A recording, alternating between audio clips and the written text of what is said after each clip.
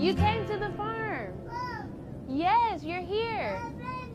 I see. Hi, Spider-Man. You came to the farm. My name is Naima Clark. I'm Executive Director at Nurturing Roots Farm on Beacon Hill in South Seattle, and I like to call myself the Farm Queen.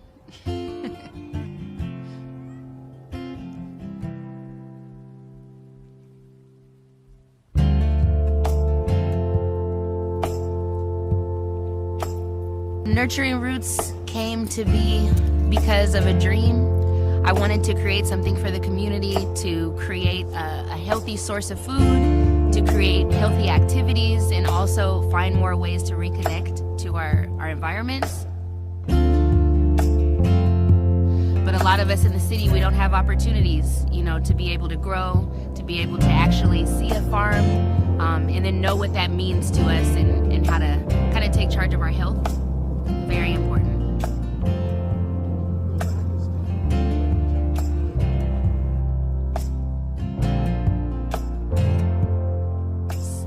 So through doing a lot of community justice organizing here at the Black Power Epicenter, I was able to acquire this plot, but it was an old pea patch for a number of years. I think about 15 years it had been just growing and overgrowing, really, with a lot of invasives. And I believe Bethany Church just knew that because we were doing a lot of social justice organizing, she trusted, you know, the vision, and food access was something that we hadn't really touched. So I think just together with the community and folks that I've been working with, they agreed that you know the farm stuff, you need to get out there and start growing.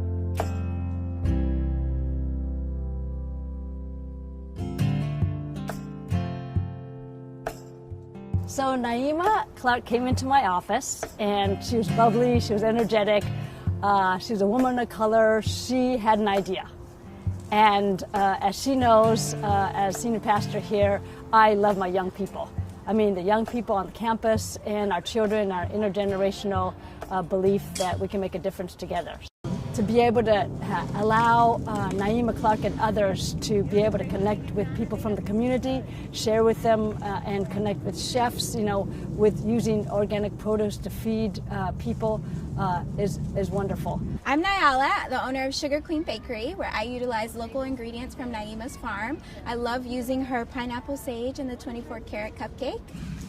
I would definitely say 3 words to describe Naima and her work would be community, justice for all, and love. She loves her community, she loves the food that she produces, and the reason why I was so attracted to her is because she's not only doing this for herself, but also to sustain the community around her. When I saw that my community was just slowly deteriorating, it's like, somebody has to do this, dun, dun, dun, dun, kind of thing. But I don't know, it's definitely, I surprise myself sometimes because I think about what I have been able to accomplish. It's like, wow. I didn't see this when I started, you know.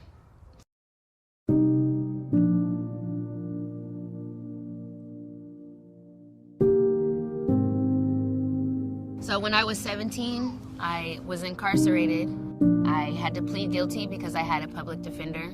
Unfortunately, I couldn't afford a lawyer. I had already pled guilty, and I was just kind of waiting for my sentencing. And through that time, I turned 18. And so once I turned 18, they refiled, and it was an adult offense, which turned into a robbery too. So second-degree robbery is a felony. Of course, I'm terrified. Like, what does that mean? And they're, yeah, you could 10 years and $10,000 fine. It's like insane for me. But my attorney just said, well, you already pled guilty. So, you know, there's so many ways that I could have maintained my freedom and still learned my lesson. But unfortunately, with that stigma, I was a violent offender. And so fresh 18, brand new adult, and I had this cloud over me.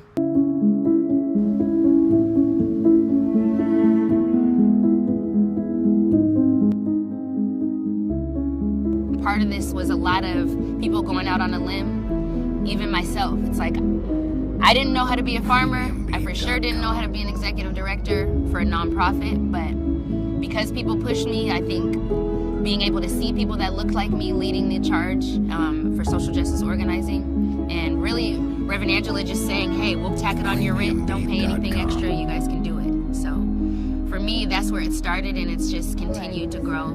Put it back in the ground, right here. One of the things that Naima is doing is bringing the community together through urban farming. She's teaching a lot of people about growing and sustainability, food justice, and what people can do in their own backyards. I've seen her go and install gardens with people and their children. So she's gotten the whole community really passionate about growing and food justice. So I really appreciate the work that she's doing. She's even impacted my family. Definitely planted a seed of passion about growing and agriculture. And so I think that that has really rippled through the community of South Seattle.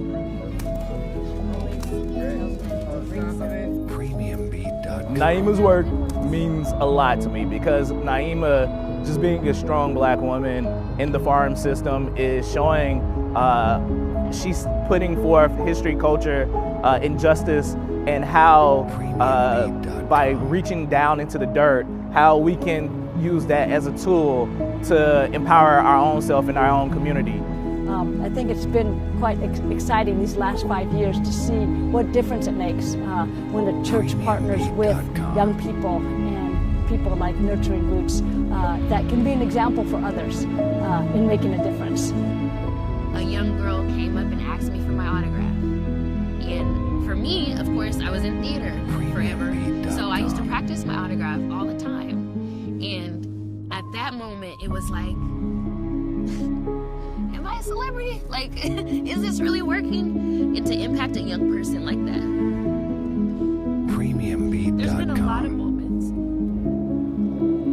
But that was one of those moments I even told her, like, I'm sorry, I'm gonna cry right now. But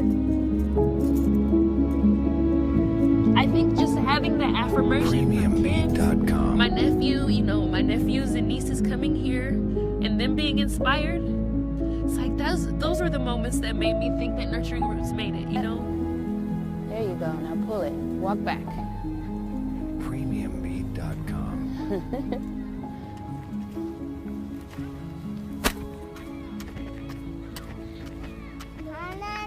Yep. Social justice prevails by those most affected being incorporated into that solution.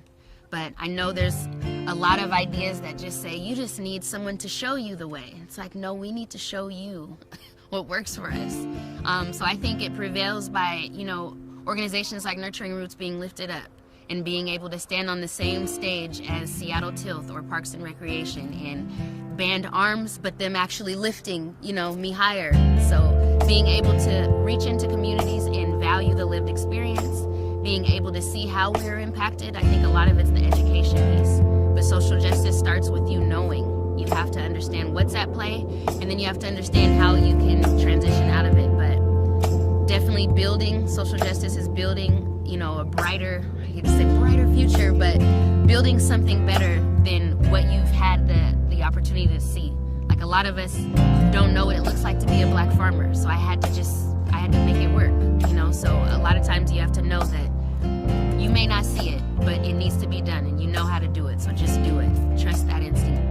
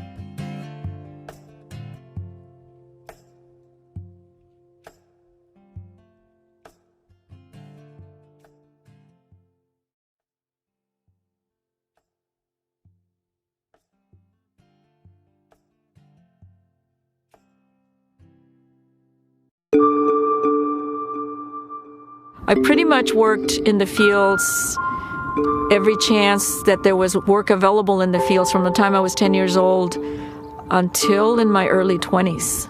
I think as a farm worker that I knew something wasn't right, but I think that the leap is when you decide something can be done about it. Community to Community was founded as a women-led organization to create the opportunity for farm workers to create change. From the very beginning, our biggest goal was to create a political environment so that if farm workers wanted to, they could form a labor union. The other one is by developing a farm worker-owned farming operation so that people can see what it looks like to have farm workers farm, to lead themselves, to say, this is what we believe how food should be produced. This is what it should look like. My experience as a farm worker when I was a child, I did not enjoy it. I feel like it was important for me to become involved with this work, to educate my people about the injustices they face. If C2C didn't exist, I believe that farm workers would struggle to have access to things that we provide them now, especially with the pandemic. In the wake of this pandemic, it became really clear to us right away that we were going to be in trouble with the farm worker community. Somebody had gotten sick. There hadn't been any social distancing being enforced. Some of the workers didn't have masks. And as they demanded more safety precautions, they were threatened with the fact that they were essential workers, and essential workers that had no choice but to work. And I think that that's why the workers finally decided, the heck with it, this is too dangerous. Our families are at risk, we are at risk, and they walked out on strike. I think that the workers are becoming quickly leaders in the area for worker protections in the COVID-19 area. The James Beard Foundation, in giving me this award, is not so much about me. I'm just a voice. It means a lot for C2C to receive this award because it brings exposure to what's actually happening, the reality of farm workers. It brings awareness to our continuous struggle. Rosalinda is deserving of this award because she's a strong woman. She's a great example for our community. She's a leader that creates other leaders. This is what HOPE is really about. Community to Community is about creating change, but the change has to be created and led by and sustained by us. And that's who we are.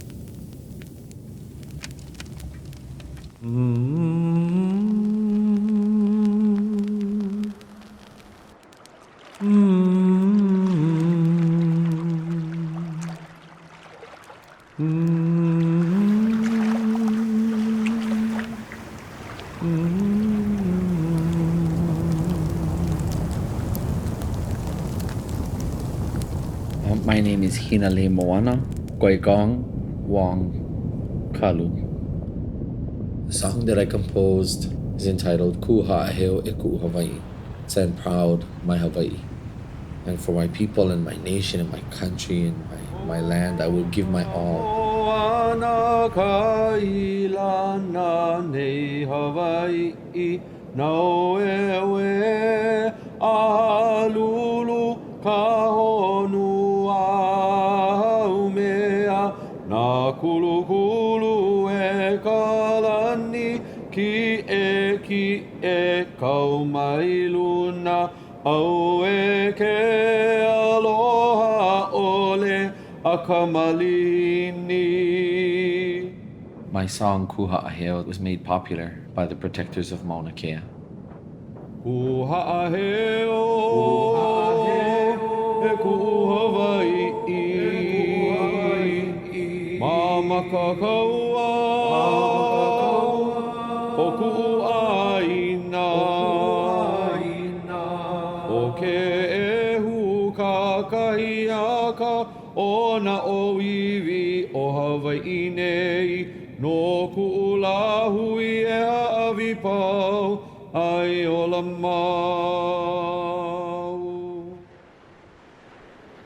A mother gives birth to a child. A child grows and reaches their capacity, and then must in turn care for the mother, care for the parent, as the child was once cared for in its upbringing. Everything I do now as a teacher in the community has all been strengthened and fortified by my grandparents' presence in my life. Not a day goes by and their images are not illuminated in my head. I remember my maternal grandmother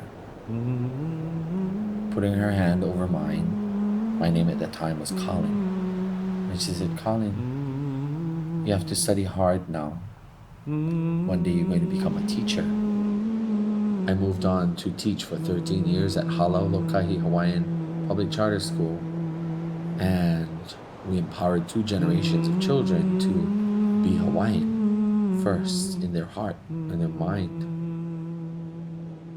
Ku ha'aheo e ku Hawaii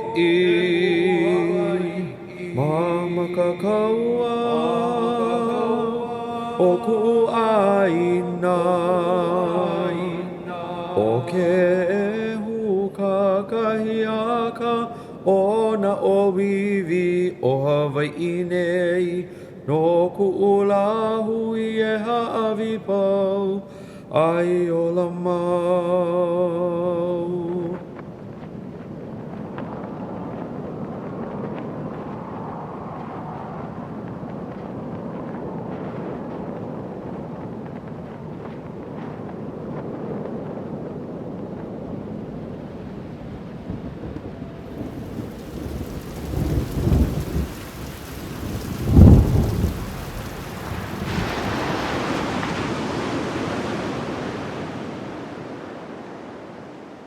My name is Isabella Borgeson. I also go by Isa.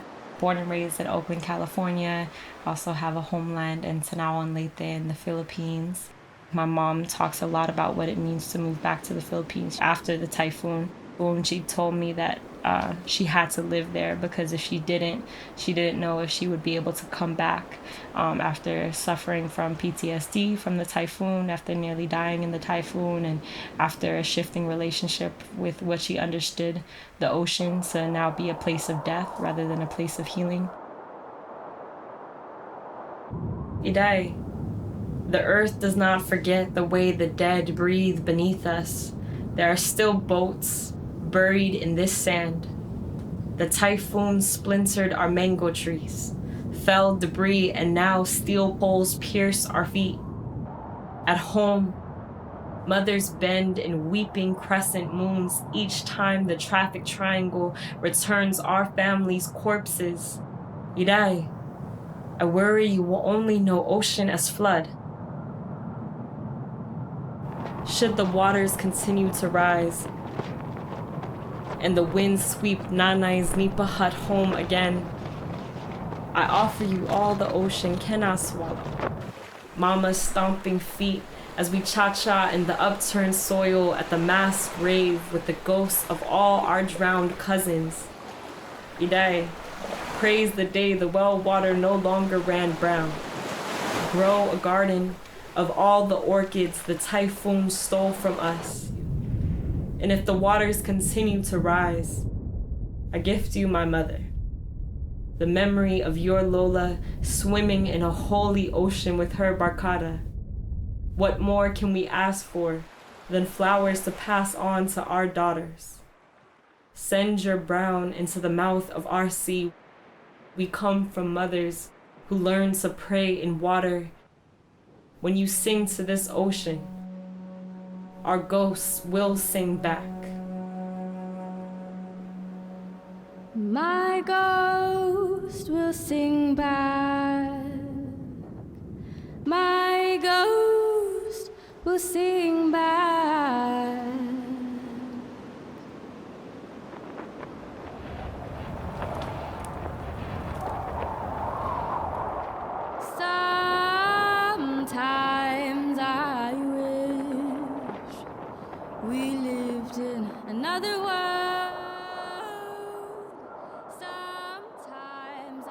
My name is Kayla Briette. I'm a 20-year-old filmmaker and composer. On my mom's side, I am Chinese, Dutch, Indonesian, and French. And on my father's side, I'm prairie band Potawatomi and Ojibwe. In another world, free of hurt, simple and sound.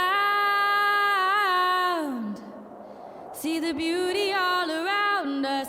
Maybe we can let it all consume us greatly in another world. My dad taught me a lot about how Native Americans from the prairie band tribe would look at the trees and the earth and the sun and see such incredible forms of power. We would look at animals for their strengths and for their abilities to fly and these miracles of life that were brought down around us. And, you know, we aren't taking this earth for our own lifetimes. We're only borrowing it from our children. And I, of course, think of the future generations, but specifically, my mind always goes to my baby brother. Of course, I worry because we're headed in a direction that is not sustainable.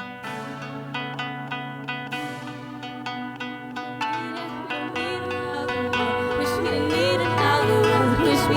another war. Wish we didn't need it. Don't need it. We don't need another war. We don't need another war. Wish we didn't need another war. Wish we didn't need it. We don't need it. Just look through the eyes of a child.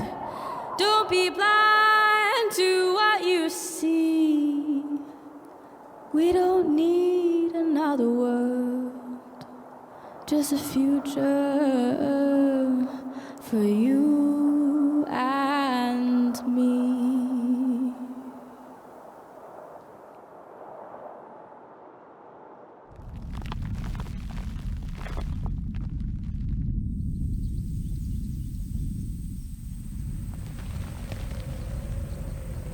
I believe that my body is its own small planet in which I can heal and grow my own flesh and spirit in the ways that I want to. My name is Kit Yan, and I'm transgender. How can I feel at home in this body when my body is not at home in this world? The gift that I want to give to this world is love for your family and community. I got that from my mom. We emigrated here to Hawaii from Yanping, China, the year I was born. My mom uses every free parcel of earth to grow her Chinese vegetables and herbs. Guava, potato leaf, papaya, tangerine, and orange.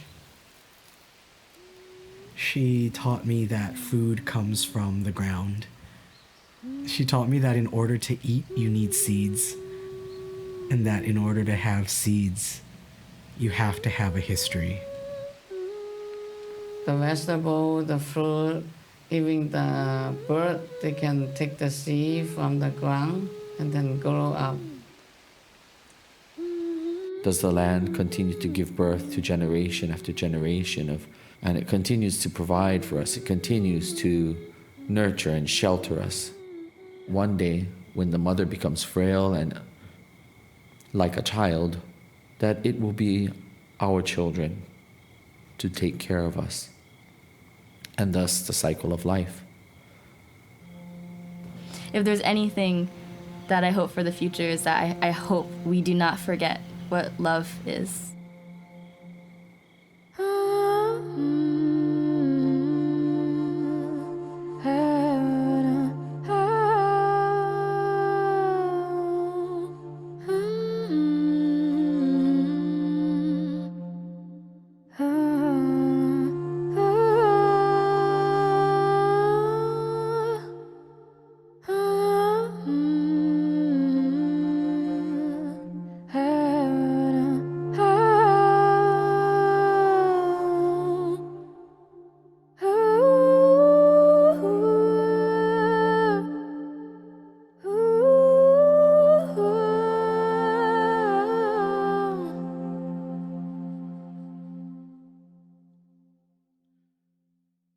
Ku ha'aheo, e ku Hawaii,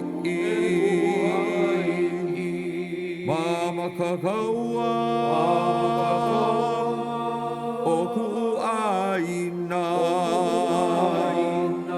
o ke hu kakahiaka, o na owiwi o Hawaii nei, no ku ula hui e ha'awi pau, ai o la mau.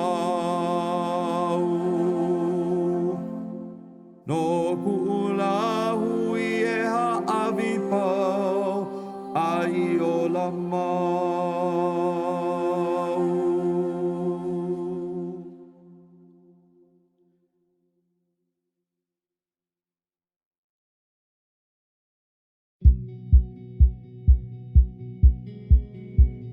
At Front and Centered, we listen to and amplify the voices of communities of color across Washington state. Given the realities of racist thought in America, the wisdom of communities of color is routinely discounted. These habits of mind are present as much in liberals as they are in conservatives. They make it harder for all people to see and hear and believe people that are unlike them. If there is one idea that Front and Centered is committed to, it's that communities' voices have wisdom, and for the benefit of all, these voices must influence how our government and society works. One of the member organizations of Front and Centered is the Na Ah Ilahee Fund. Their work is really inspiring to me because it focuses on Indigenous women and girls. The same worldview that causes environmental degradation based on extraction is the patriarchal worldview that creates systems of male domination. Na Ah Ilahee Fund's work counters this worldview and instead offers one that values women and Mother Earth. One of Front and Centered's key principles is a commitment to a just transition. What we believe is that as a society of humans, we need to transition from the situation we have now, which is that our economy is based on a culture of extraction and exploitation, because we have only one planet and pollution doesn't stay in one place. This year's wildfires and choking smoke is a prime example of this. As a whole, we need to transition away from this type of economy to one that is regenerative, based on cooperation, governed by deep democracy, and whose purpose is ecological and social well-being.